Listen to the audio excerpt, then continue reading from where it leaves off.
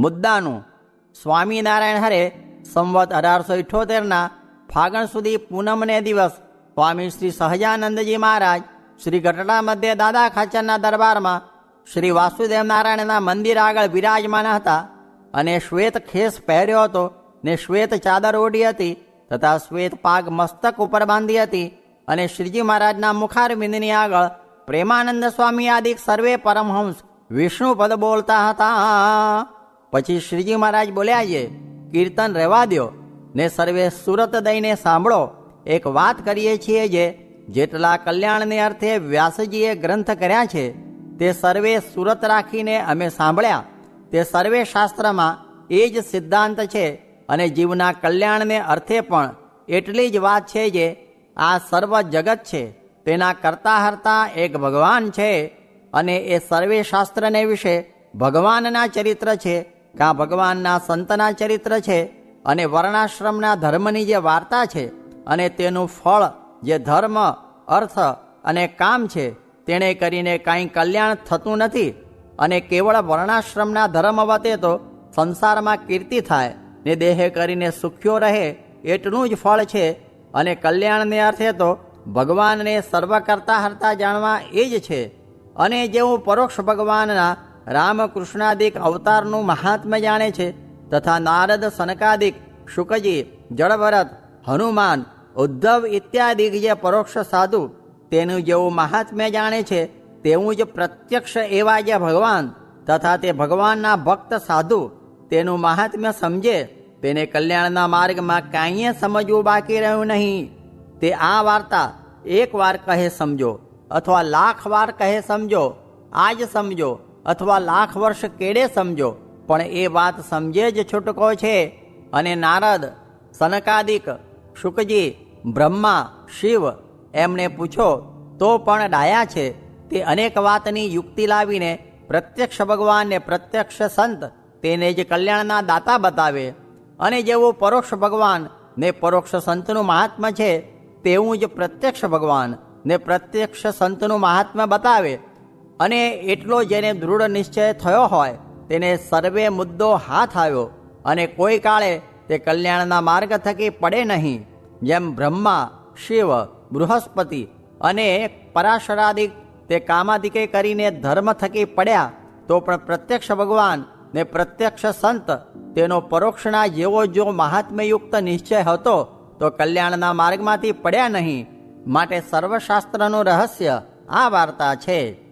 અને તે જ દિવસ સાંજને સમયે સ્વામી શ્રી સહજાનંદજી મહારાજ શ્રી ગઢડા મધ્યે દાદા ખાચરના દરબારમાંથી ઘોડીએ ચડીને શ્રી લક્ષ્મીવાડીએ પધાર્યા હતા ને ત્યાં આંબાના વૃક્ષ હેઠે ઓટા ઉપર ઢોલીએ વિરાજમાન હતા અને શ્વેત ખેસ પહેર્યો હતો ને શ્વેત ચાદર ઓઢી હતી ને શ્વેત પાગ માથે બાંધી હતી ને તે પાગને વિશે પીળા પુષ્પનો તોરો વિરાજમાન હતો અને કાન ઉપર મોગરાના પુષ્પના ગુચ્છ વિરાજમાન હતા અને કંઠને વિશે મોગરાના પુષ્પનો હાર વિરાજમાન હતો અને પોતાના મુખારવિંદની આગળ મુનિ તથા દેશ દેશના હરિભક્તની સભા ભરાઈને બેઠી હતી.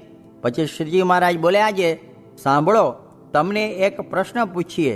જે જીવને સ્વપ્ન અવસ્થાને વિશે જે સ્વપ્નમાં સૃષ્ટિ દેખાય છે અને તે સ્વપ્નની સૃષ્ટિના જે ભોગ તેને જીવ ભોગવે છે તે એ સૃષ્ટિ રૂપે તે જીવ પોતે થાય છે કે એ જીવ પોતાના સંકલ્પે કરીને સ્વપ્નને વિશે એ સૃષ્ટિને સૃજે છે?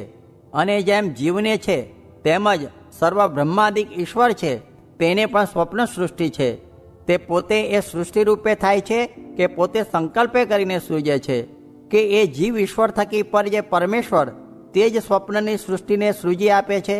એ પ્રશ્નનો ઉત્તર કરો. પછી જેવી જેની બુદ્ધિ તેવું તેણે કહ્યું, પણ કોઈથી યથાર્થ ઉત્તર થયો નહીં. પછી શ્રીજી મહારાજ બોલ્યા છે, જીવ તથા ઈશ્વર એમાંથી કોઈ સ્વપ્ન સૃષ્ટિને સૃજતા નથી અને પોતે પણ સ્વપ્ન સૃષ્ટિ રૂપે થતા નથી. એ તો એ જીવ ઈશ્વર થકી પર જે પરમેશ્વર કર્મ ફળ પ્રદાતા છે તે એ જીવ ઈશ્વરના કર્મને અનુસારે કરીને એ સ્વપ્ન સૃષ્ટિને સૃજે છે. એ સ્વપ્ન સૃષ્ટિને વિશે જે અસ્થિરપણું છે ને ભ્રાંતપણું છે તે તો દેશને યોગે કરીને પ્રવર્તે છે.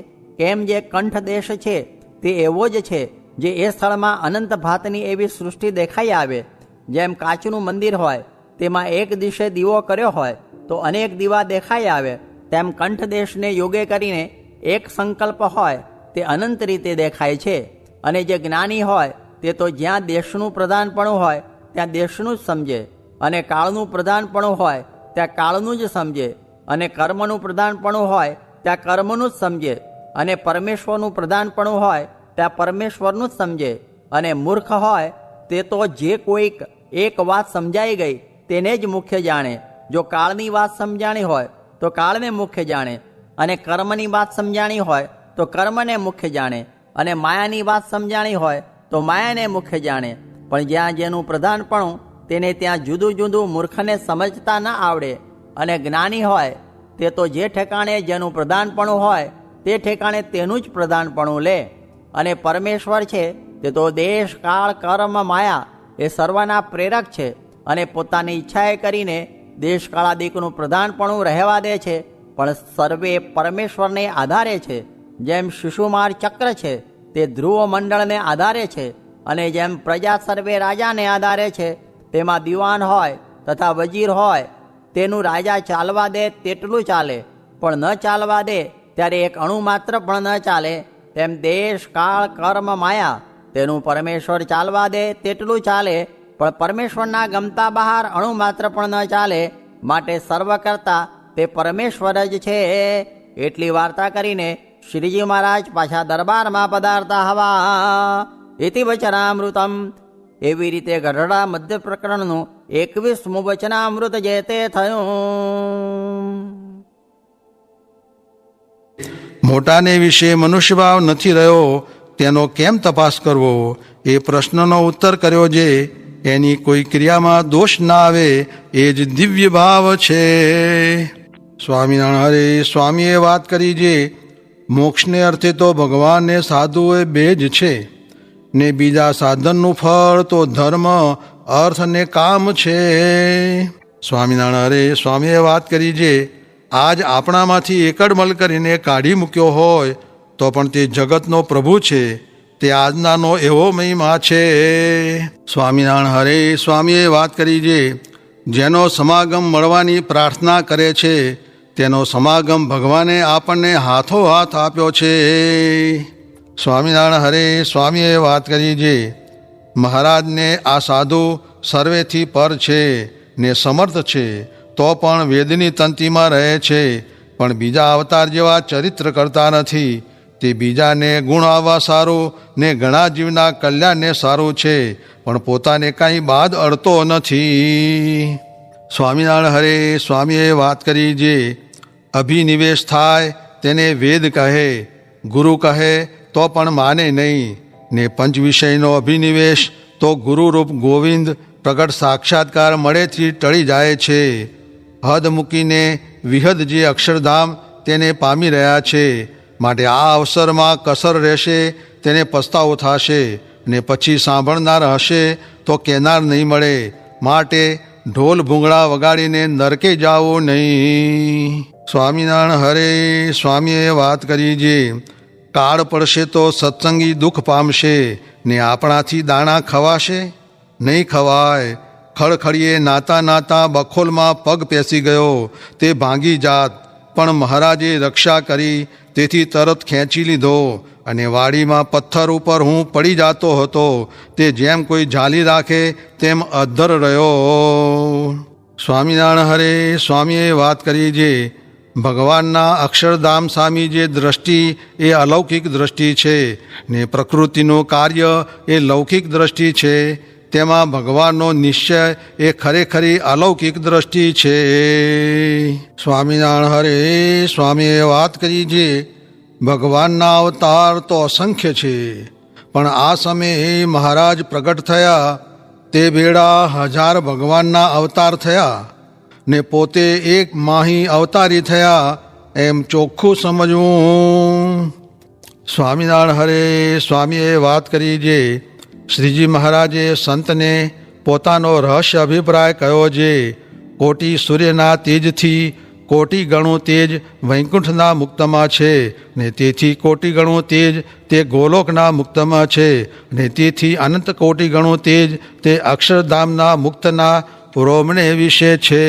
ને તેથી અનંત કોટી ગણું તેજ તે અક્ષરધામની જે ભૂમિ તેમાં એક સોપારી રહે એટલા દેશમાં લીન થાય છે ને અનંત અપાર જે અક્ષરધામનો પ્રકાશ તે સર્વેને ભેળો કરીએ તો સર્વ અવતારના અવતારી જે શ્રી હરિકૃષ્ણ પૂર્ણ પુરુષોત્તમ તેના એક રોમના કોટીમાં ભાગની બરોબર નથી આવતો એવી દિવ્ય મૂર્તિ તે તેજ ઐશ્વર્ય પ્રતાપ બળ કીર્તિ એવા અનેક દિવ્ય ગુણે યુક્ત સ્વરાટ ને સત્ય સંકલ્પ છે ને દિવ્ય કર્તા શક્તિ જ્ઞાન શક્તિ ક્રિયા શક્તિ લય શક્તિ ધારક શક્તિ પ્રેરક શક્તિ નિત્ય અલુપ્ત શક્તિ મહામનોહર શક્તિ અચિંત્ય શક્તિ નિરંકુશ શક્તિ નિર્વિશેષ શક્તિ નિર્દોષ શક્તિ અજીત શક્તિ શોભા શક્તિ નિયંતા શક્તિ સુંદર શક્તિ એ આદિક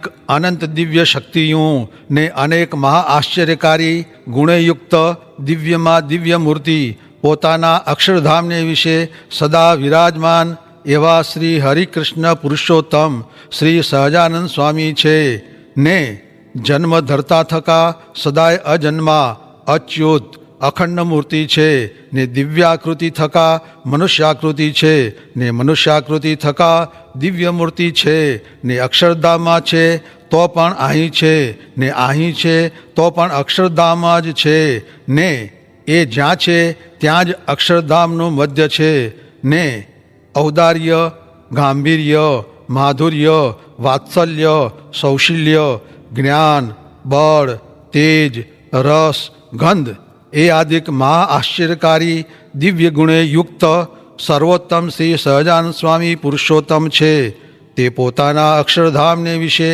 અનેક મુક્ત ને અનેક શક્તિઓ તેમણે સેવ્યા થકા સદાય વિરાજમાન છે ને પોતે પોતાના સુખે કરીને સુખ્યા છે ને અક્ષરાદિક સર્વે ઉપર દયા કરીને એમની સેવાને અંગીકાર કરે છે ને પોતે તો સર્વે પ્રકારે નિર્દોષ છે ને પૂર્ણ કામ છે ને અનંત અક્ષરાદિક મુક્ત ને અનંત શક્તિઓ ને અનેક વિભૂતિઓ અને અનેક ઐશ્વર્ય ને એ સર્વે સેવ્યા થકા અનાદિ નિત્ય સિદ્ધ અનવધિકાતિશય ને નિરંકુશ દિવ્ય એવું ઐશ્વર્ય તેણે યુક્ત થકા ને શ્રી ધર્મદેવ ને ભક્તિ માતા થકી છે જન્મ જેમનો એવા શ્રી સ્વામિનારાયણ તે જ અક્ષરાતી સર્વોપરી પુરુષોત્તમ છે તેમાંથી સર્વ અવતાર પ્રગટ થાય છે ને પાછા તેમને વિશે લીન થાય છે તે માટે દિવસે દિવસે શ્રદ્ધા જ્ઞાન મહાત્મ્ય વિશ્વાસ પ્રીતિ આશ્રય ને અનુવૃત્તિ તે અધિક અધિક સમજાય એવો શાંતપણે ઉપાય કરવો ને તેવો જ સંગ ને શાસ્ત્ર રાખવા એ સર્વે મોટા સંત ને શ્રીજી મહારાજનો પરમ રહસ્ય અભિપ્રાય છે તે કયો